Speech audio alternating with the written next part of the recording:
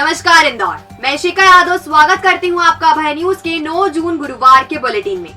तो चलिए देखते हैं अब तक की कुछ खास खबरें। एयरफोर्स में तैनात पति के शक करने की आदत से परेशान पत्नी थाने पहुंच गई। फरियादी महिला ने बताया पति उस पर शक करता है, वो अक्सर उसका फोन चेक करता है। इतना ही नहीं, इंस्टाग्राम और फेसबुक पर आने वाले मैसेजेस भी पढ़ता है। महिला ने पति और ससुराल पक्ष पर दहेज मांगने का आरोप भी लगाया। दोनों ने साल भर पहले ही लव मैरिज करने के बाद परिवार की मर्जी से अरेंज मैरिज भी की थी।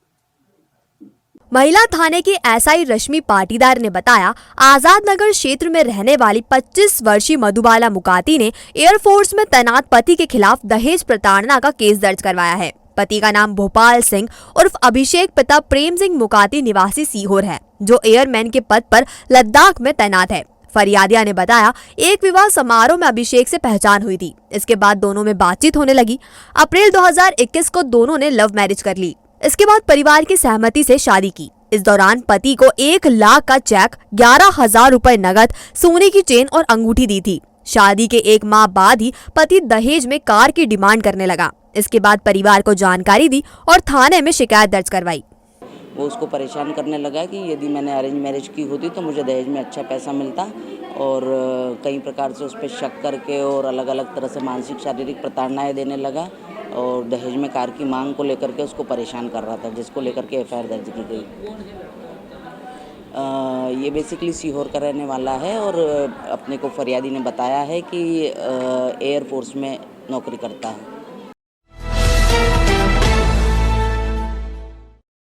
अपनी ही प्रेमिका को प्रेमी ने इस कदर परेशान कर दिया कि उसने जिंदगी को अलविदा कहना ही बेहतर समझा। प्रेमी युवती का दिन रात पीछा करता था और उसके परिवार को जान से मारने की धमकी भी दे रहा था। इसी के चलते युवती ने मौत की राह चुनी। मामले में प्रेमी के खिलाफ केस दर्ज कर पुलिस ने जांच की तो युवती के परिजनों के आरोप सही निकले, जिसके बाद पुलिस ने आरोपी को गिरफ्तार कर लिया है। भवरकुआ थाना क्षेत्र के पिपलिया रावा में रहने वाली 22 वर्षीय फैशन डिजाइनर ममता पिता जगन्नाथ सिंह गौर ने 11 मई को घर में ही फांसी लगा ली थी। ममता ने फैशन डिजाइनिंग का कोर्स किया था। उसका मालवीय नगर में रहने वाले विशाल नामक युवक से अफेयर चल रहा था, लेकिन बाद में उसे पता चला कि विशाल के एक अन्य युवती से भी संबंध है, तो उसने बातचीत बंद कर दी। इसके बाद आरोपी लगातार उसे परेशान कर रहा था। आरोपी के पास युवती की कुछ तस्वीरें भी थी, जिसे वायरल करने की धमकी देकर वह उसे ब्लैकमेल करने लगा। इसके अलावा उसने ममता को उसकी नानी और मां को जान से मारने की धमकी भी दी थी। इसी के चलते ममता ने फांसी लगाकर जान दे दी। फिलहाल पुलिस ने आरोपी को गिरफ्तार कर लिया है। विशाल नाम का लड़का था जिससे अफेयर चल रहा था, वो किसी अन्य लड़की के साथ उसके संबंध हो गए थे। इस बात से नाराज होकर इसने उससे संबंध तोड़ दिए थे, लेकिन विशाल उसको परेशान करते रहता था। इसी तंग आकर के उसने परेशानी में आत्महत्या कर ली है। इस पे से विशाल के विरुद्ध धारा 306 का प्रकरण दर्ज किया गया है और इसे गिरफ्तार किया है। इसके पास उसके फ़ोटो थे और वो फ़ोटो वायरल करने की धमकी देकर के उसको परेशान करता था, मिलने के लिए दबाव डालता था। लड़की ने मिलना बंद कर दिया था, बातचीत बंद कर दी थी। वो बार बार उसको बातचीत के लिए दबाव डालता था। बांग्लादेशी युवतियों को भारत लाकर अलग अलग राज्यों में देह व्यापार के दलदल में धकेलने वाले आरोपी ने जेल से बाहर आते ही गवाहों को धमकाना शुरू कर दिया। मामले में कलेक्टर ने आरोपी पर रासुका की कार्रवाई की है, उसे फिर से जेल भेज दिया गया है। दरअसल संयोगितागंज पुलिस को सूचना मिली थी कि बांग्लादेशी युवतियों को देह व्यापार में धकेलकर गलत काम करवाने वाला विजय कुमार उर्फ आमरुल पिता विमल दत्त उर्फ तफज्जुर मामून जेल से बाहर आकर गवाहों को डरा धमकाकर परेशान कर रहा है। मामले में पुलिस ने कलेक्टर मनीष सिंह को अनुमोदन भेजकर जानकारी दी। कलेक्टर ने आरोपी विजय कुमार पर रासुका की कार्रवाई की। कलेक्टर ने कहा, ऐसे लोग समाज के नासुर होते हैं, इन्हें समाज में रहने का अधिकार नहीं है। जो भी आपराधिक किस्म के लोग हैं उन पर इस तरह की कार्रवाई जारी रहेगी। इधर रासुका की कार्रवाई के बाद पुलिस ने आरोपी को गिरफ्तार कर जेल भेज दिया है। मेरे ख्याल से बिल्कुल पुलिस ने सही कार्रवाई की है। केस आया था मेरे पास ही, उस पर जो आरोप थे वो बहुत ही संगीन आरोप थे। उसमें इंसान के रूप में हैवानों के साथ ऐसी ही कार्रवाई करनी चाहिए, इससे भी सख्त होनी चाहिए, सज़ा होनी चाहिए। उसको इन्वेस्टिगेशन बारीक से पुलिस को करना चाहिए, पुलिस कर भी रही है उसमें। और ये इंश्योर करना चाहिए कि इसमें क्रिमिनल इन्वेस्टिगेशन ऐसे लोगों का इस प्रकार से हो कि उनको सज़ा तक की स्टेज पहुंचने में कहीं कोई लीगल बाधा उत्पन्न न करे कोई भी। चंदन नगर क्षेत्र में 1 माह पहले हुई चाकूबाजी में घायल फैक्ट्री कर्मचारी ने 1 माह बाद दम तोड़ दिया। उसके दोस्त ने शराब पीने के दौरान आपसी विवाद में चाकू मार दिया था। घायल को एमवा अस्पताल में भर्ती करवाया गया था, जहां कुछ दिन चले इलाज के बाद परिजन उसे घर ले गए थे। बुधवार दोपहर में उसकी तबियत अचानक बिगड़ी, जिसके बाद परिजन उसे एम्बुलेंस से अस्पताल लेकर पहुंचे। यहाँ डॉक्टरों ने उसे मृत घोषित कर दिया। गुरुवार को पोस्टमार्टम करवाकर शव परिजनों को सौंप दिया गया। दरअसल पूरा मामला जिला अस्पताल के पास शराब दुकान का है, जहां 10 मई को उमेश जमरे और उसका रिश्तेदार बहारिया पिता दुपरिया निवासी पामा खेड़ी अंदर बैठकर शराब पी रहे थे। किसी बात पर दोनों के बीच विवाद हो गया, जिस पर बहारिया ने उमेश की गर्दन में चाकू घोंप दिया। घटना के बाद पुलिस ने आरोपी बहारिया को गिरफ्तार कर जेल भेज दिया था। आरोपी ने पूछताछ में पुलिस को बताया था कि उसके बच्चे नहीं हैं। यह बात उमेश को पता थी। शराब पीने के बाद वह मेरी पत्नी से संबंध बनाने की बात करने लगा। इसी बात पर दोनों में विवाद हुआ था। इस दौरान बहारिया बाहर गया और इसी बीच लाइट भी गुल हो गई।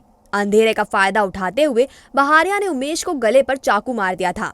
घायल की मौत के बाद अब पुलिस उस पर हत्या का प्रकरण दर्ज करेगी। चंदन नगर पुलिस ने बताया, उमेश के परिवार में उसकी 2 बेटी, 1 बेटा और पत्नी प्रमीला है। वह अपने परिवार के साथ 2 साल पहले ही काम करने इंदौर आया था। तो ये 10 मई 2022 को राम बलराम नगर धार रोड पर 2 व्यक्तियों के बीच झगड़ा हुआ था, जिसमें उमेश को गले पर चाकू लगा था, जिस पर प्रकरण पंजीबद्ध कर लिया गया था और उसका जो आरोपी था उसको तत्काल गिरफ्तार कर लिया गया था और जेल भेज दिया गया था।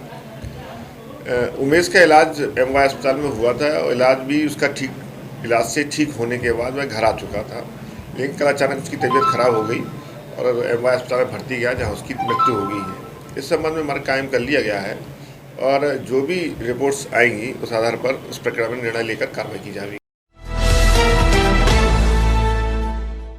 बाबा अकबर खान जी जीवन की बड़ी से बड़ी समस्या का समाधान मात्र 72 घंटों में करते हैं, वो भी फोन पर। जैसे वशीकरण, मनचाहा प्यार, शादी न होना, तलाक, गृह क्लेश, प्रेम विवाह, मुतकरनी, सोतन दुश्मन से छुटकारा, काला जादू, गड़ाधन आदि तांत्रिक विद्या और रिद्धि सिद्धियों के मालिक काले इल्मों के बेताज बादशाह जो सभी समस्याओं का समाधान करते हैं। अगर आप भी किसी समस्या से परेशान हैं तो आज ही संपर्क करें बाबा अकबर खान जी से।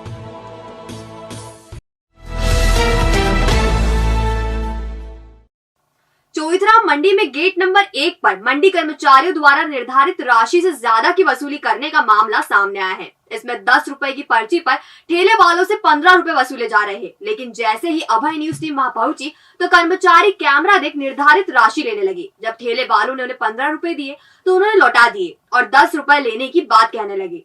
दरअसल कृषि उपज मंडी समिति सब्जियां और फल खरीदने आने वाले फेरी वालों से 10 रुपए की राशि वसूलती है।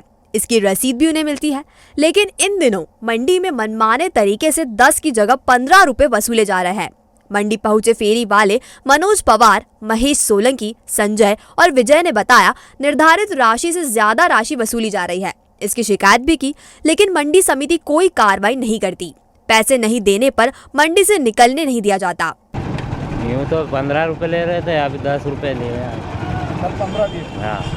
सब पूछा नहीं आपने, 10 क्यों ले रहे हैं? वो नहीं पूछा ना, तो क्या बोले? तो आज 10 ले रहे, नहीं तो यूँ 10 की काटते हैं, 15 रुपए लेते हैं। मामला तो सर अपने को कुछ नहीं पता रहता है। ये रसीद देते हैं 10 रुपए की और 15 रुपए लेते हैं, बस इतना पता है।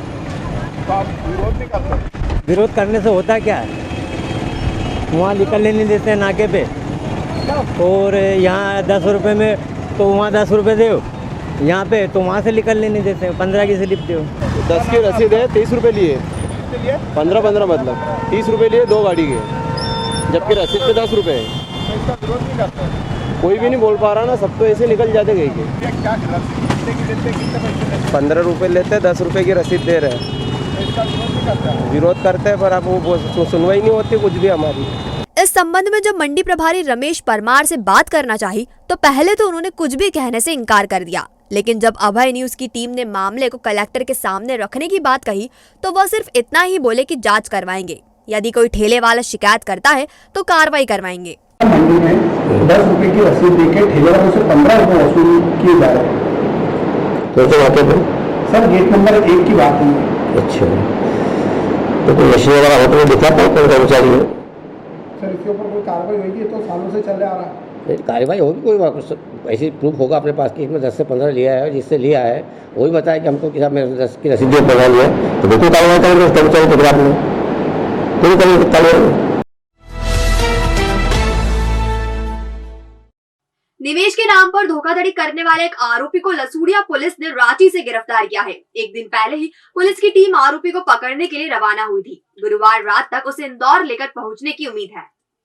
दरअसल महाराष्ट्र के रहने वाले अमित कुमार चौकसी के साथ इंदौर में रहने वाले स्टॉक मार्केट एक्सपर्ट मोहित श्रीवास्तव ने धोखाधड़ी की थी। उसने अमित को पैसा इन्वेस्ट करने पर अधिक प्रॉफिट का झांसा दिया था। इसके पहले भी आरोपी मोहित लखनऊ के लोगों से इसी तरीके से 5 करोड़ की धोखाधड़ी कर चुका था। अमित की शिकायत पर लसूड़िया पुलिस ने आरोपी के खिलाफ प्रकरण दर्ज किया था। जांच में पुलिस को पता चला है कि आरोपी रांची में एक्सिस बैंक में काम कर रहा है। इसके बाद उसे पकड़ने के लिए पुलिस टीम को रवाना किया गया। पुलिस आज रात तक आरोपी को लेकर इंदौर पहुंच जाएगी। ये अपने आप को बैंक का एम्प्लॉय बताता था और यहाँ पर एयू स्मॉल फाइनेंस बैंक में काम करता था। इसके अलावा वो एक्सिस बैंक में भी उसने काम किया है और इसका भी मॉडस ऑपरेंडी यही था कि लोगों से वो पैसा इकट्ठा किया करता था और फिर ये बोला करता था कि मैं अधिक आपको इंटरेस्ट रेट दिलवाऊंगा और इसमें आपको फ़ायदा पहुंचाऊंगा। पुलिस ने ये इस पर इसको अपराध पंजीबद्ध करके इसको गिरफ्तार किया है और पुलिस जल्दी इसमें और भी लोगों की गिरफ्तारी करेगी। पद का दुरुपयोग करने वाले आबकारी विभाग के 2 अधिकारियों को स्क्वाड से हटा दिया गया है। एक को कलेक्टर ने निर्वाचन कार्यालय में अटैच किया है तो दूसरे अधिकारी को कलेक्टर ने स्क्वाड से हटाने का आदेश दिया है। दरअसल कलेक्टर मनीष सिंह ने एक निजी होटल में पद का दुरुपयोग करने पर आबकारी विभाग के 2 अधिकारियों पर कार्रवाई की है। प्रथम दृष्टया शिकायत सही मिलने पर आबकारी अधिकारी संतोष सिंह कुशवाहा को सभी विभागीय कार्यों से हटाते हुए जिला निर्वाचन कार्यालय में अटैच किया है। उनकी विभागीय जांच करने के लिए संभागायुक्त इंदौर को प्रकरण भी प्रस्तुत किया गया है। इनका तबादला इंदौर से बाहर करने की अनुशंसा भी की है। उड़न दस्ता अधिकारी धर्मेंद्र सिंह भदौरिया को फ्लाइंग स्क्वाड से हटाने का निर्देश दिया है। कार्रवाई हो गई है, 2 के लिए हटाने के लिए लिखा था, एक का हाईकोर्ट से स्टे था, तो अभी स्थानीय तौर पे ही उसको फ्लाइंग स्क्वाड से हटा करके और हमारे ही अंडर में जिला आबकारी कार्यालय पदस्थ कर दिया है। यहाँ इनसे इलेक्शन में काम लिया जाएगा। आबकारी संबंधी कोई कार्य नहीं लिया जाएगा क्योंकि इनकी छवि ठीक नहीं है उस विभाग में। दूसरा जो हमारे यहाँ सहायक जिला आबकारी के कुशवाहा थे उनके ट्रांसफर की प्रोसेस भोपाल में चल रही है। और अब खबरें दे दनादन।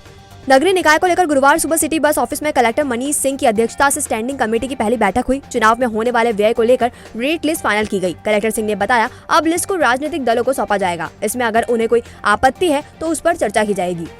स्टैंडिंग कमेटी की आज बैठक नगरीय निकाय इलेक्शंस को लेकर नई पहली बैठक है ये, और इसमें जो रेट लिस्ट है उसको भी अप्रूव करा रहे हैं हम लोग। जो व्यय इसमें देखा जाएगा तो बड़ा इंपॉर्टेंट रहता है कि किस आइटम का व्यय कितना लिया जाए। तो पहले से ही हम लोगों ने कॉमर्शियल टैक्स की टीम लगा करके सूची 250 लगभग आइटम्स हैं, उनके रेट्स फाइनल कर लिए हैं। नगरीय निकाय चुनाव में राजपूत समाजजनों को टिकट नहीं दिया जाता है तो उसका पूर्ण रूप से विरोध किया जाएगा। यह बात गुरुवार सुबह करणी सेना द्वारा आयोजित प्रेस वार्ता में पदाधिकारियों ने कही। उन्होंने कहा प्रमुख राजनीतिक पार्टी बीजेपी और कांग्रेस से हमारे कैंडिडेट खड़े होने चाहिए। यदि ऐसा नहीं होता है तो हम चुनाव का बहिष्कार करेंगे और सड़कों पर उतरना पड़ा तो उतरेंगे। और संजय जी हमारे प्रदेश अध्यक्ष में विजयवर्गीय समाज के हम सब ने ठान लिया है कि अगर ऐसा कुछ भी हुआ तो उसके परिणाम दोनों पार्टियों को भुगतने पड़ेंगे। नहीं, वो क्या हुआ कि पहले भी हम विरोध जरूर करा, किंतु विरोध का जो तरीका था वो इतना सरल था कि हम सब स्वीकार कर लेते थे। अब हम स्वीकार भाव में नहीं हैं और इसका बिल्कुल डटकर मुकाबला करेंगे अगर गलत चीज़ हुई तो सामान्य वर्ग के साथ। यार एक तो विशेष मुद्दा ये है कि जो सामान्य वर्ग की जो सीटें आरक्षित हुई हैं उस पर केवल सामान्य वर्ग का व्यक्ति ही चुनाव लड़ेगा, उस पर कोई अन्य जाति का व्यक्ति चुनाव नहीं लड़ेगा। अगर ऐसा कुछ होता है, ऐसे कोई भी राजनीतिक दल अगर ऐसा करता है कि सामान्य सीट पर किसी और जाति का व्यक्ति को चुनाव लड़ाता है तो उसका पूरी ताकत के साथ विरोध किया जाएगा और तख्ता पलट भी कर दिया जाएगा। एक बार पूर्व में भी 2017 में माननीय मुख्यमंत्री द्वारा एक शब्द कहा गया था माइका लाल, तो लगभग 24 घंटे के आवन पर 3.5 से 4 लाख की जनता महाकाल की नगरी में इकट्ठी हुई थी और महाकाल के भक्त हैं और तख्त और ताज दोनों पलटने में पूरी तरह माहिर हैं। तो बस मैं यही कहना चाहूँगा कि हमको सड़क पर उतरने पे मजबूर नहीं करें, वरना पार्टियाँ सड़क पर उतरेंगी। देखिए जैसे हाँ, ये विरोध जो है सिर्फ राजपूत का नहीं है, ये सवर्ण समाज का विरोध है, क्योंकि सवर्ण समाज का हक मारा जा रहा है, ना कि राजपूत का सिर्फ। तो जैसे कि छतरानियों ने जौहर करने से पीछे नहीं हटे, मुगलों के सामने नहीं झुकी, तो सरकार के सामने क्या झुकेंगे। आपके मीडिया के माध्यम से हम सरकार को यही और पार्टियों को यही एक सूचना देना चाहते हैं कि स्वर्ण समाज का पद जो भी सीट निकलती है उस पर सिर्फ स्वर्ण समाज का ही चुनाव लड़े और स्वर्ण समाज को ही पार्टी से टिकट मिले, अन्यथा हम आंदोलन करेंगे। और ये निवेदन नहीं, ये चेतावनी है हमारी तरफ से। नवतपा खत्म हुए 6 दिन हो चुके हैं, लेकिन गर्मी अभी भी अपना रौद्र रूप दिखा रही है। हालांकि बुधवार को हल्की बूंदाबांदी हुई, लेकिन गुरुवार को फिर सूरज की तपिश ने लोगों को झुलसा दिया। इधर गर्मी बढ़ने से एम्बा अस्पताल की ओपीडी इन दिनों सिर दर्द, बदन दर्द, बुखार, उल्टी के मरीजों से भरी पड़ी है। अस्पताल के मेडिसिन विभाग के प्रमुख डॉक्टर वीपी पांडे ने बताया, दोपहर 12 से 4 बजे तक जरूरी ना हो तो घर से ना निकले, सिर और शरीर को पूरी तरह ढक कर रखे, शरीर में पानी की कमी ना होने दे, सुपाच्य भोजन करे और बाहर का खाने से बचे। इसी तरह की सावधानी रखकर बीमारियों से बचा जा सकता है। कि कई साल पहले, अगर आप ध्यान दें, 15 से 20 साल पहले जो लू लगने पे हमारे पास एक समाचार आया करते थे कि उड़ीसा में लू लगने से 15 लोगों की मृत्यु हो गई, या हमारे मध्य प्रदेश के क्षेत्र में भी गुना, शिवपुरी, भिंड वाला जो क्षेत्र था वहाँ पर कई लोगों की लू से मृत्यु हो जाती थी। उस प्रकार की घटनाएं अभी कम हो रही। इसका कारण यह भी है कि लोगों की अधिकतर 4 पहिया गाड़ियों में एयर कंडीशनर्स लगे हुए हैं, लोगों के घर में कूलर और एसी भी हैं, और अधिकतर लोग अब इन गाड़ियों में सफ़र कर रहे हैं जिसमें एसी लगा हुआ है। एसी लगे रहने से इसकी संभावना कम हो जाती है। हालांकि इस समय अधिकतर लोग लू से प्रभावित वही हो रहे हैं जो कि इतने बढ़े हुए तापमान में भी घर से बाहर निकल। जिले में मतदान दलों के गठन की प्रक्रिया शुरू हो गई है। इनमें नियुक्त किए गए रिटर्निंग एवं सहायक रिटर्निंग अधिकारी, नाम निर्देशन पत्र प्राप्त करने के लिए गठित टीम, ई गवर्नेंस टीम एवं सेक्टर अधिकारियों को प्रशिक्षण दिया गया। इसमें कलेक्टर मनीष सिंह भी शामिल हुए। प्रशिक्षणकर्ताओं को राज्य निर्वाचन आयोग द्वारा जारी निर्देशों की जानकारी दी गई। साथ ही निर्वाचन ईवीएम से चुनाव प्रक्रिया संपन्न करवाने के बारे में भी प्रशिक्षित किया गया। इंदौर में नगर निगम सीमा क्षेत्र में लगभग 5 इसमें रिटर्निंग ऑफिसर्स बनाए गए हैं, और हर नगर परिषद पे एक एसडीएम अथवा एक तहसीलदार रैंक का ऑफिसर, रिटर्निंग ऑफिसर बनाया गया है, जो नाम निर्देशन पत्र भी लेंगे और उसकी स्क्रूटनी भी करेंगे और सिंबल अलॉटमेंट भी करेंगे। और केवल 11 तारीख से 18 तारीख में 12 तारीख अवकाश रहेगा, बाकी सभी दिनों में नाम निर्देशन पत्र लिए जाएंगे। स्टैंडिंग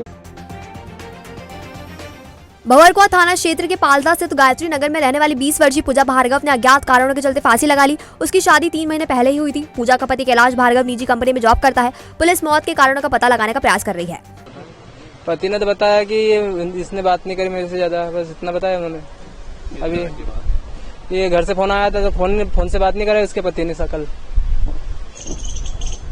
मॉर्निंग टाइम में 9 PM जब कॉल आया हुआ घर से, तो उन्होंने बात नहीं करा इसके हस्बैंड ने। ऐसा इसी कारण से करा, क्या पता क्या कारण था, ये नहीं पता, लेकिन बात नहीं करे। इनको इनके मॉम डैड से बात करा देते तो सामने आता कुछ भी, लेकिन बात ही नहीं करे इसके हस्बैंड ने। इनका पति कंपनी में जॉब करता है। सर ये मृतिका का नाम है पूजा, पति कैलाश भार्गव, 20 साल, निवासी रहने वाली है किशनगढ़ थाना उदयनगर, जिला देवास। और यहाँ गायत्री नगर में 31 गायत्री नगर पालना में रहते थे सर, पति पत्नी दोनों। जब इसका पति आया और दरवाजा खोला तो खुल नहीं रहा था, फिर मैं झाँक कर देखा तो फांसी पर लटकी हुई थी। सिल्वर पैलेस कॉलोनी में रहने वाले फल व्यापारी माधव केसवानी ने अज्ञात कारणों के चलते फांसी लगा ली। वे अपने पत्नी, बेटे और छोटे बेटे के साथ रहते थे। घटना के वक्त पत्नी और बेटा नानी के यहाँ गए थे। इसी दौरान व्यापारी ने फांसी लगा ली। परिजनों ने बताया उन्हें ना तो कोई तनाव था और ना ही कोई परेशानी। अन्नपूर्णा पुलिस आत्महत्या के कारणों का पता लगा रही है। नहीं, कोई परेशानी नहीं, कोई तनाव नहीं, कारोबारी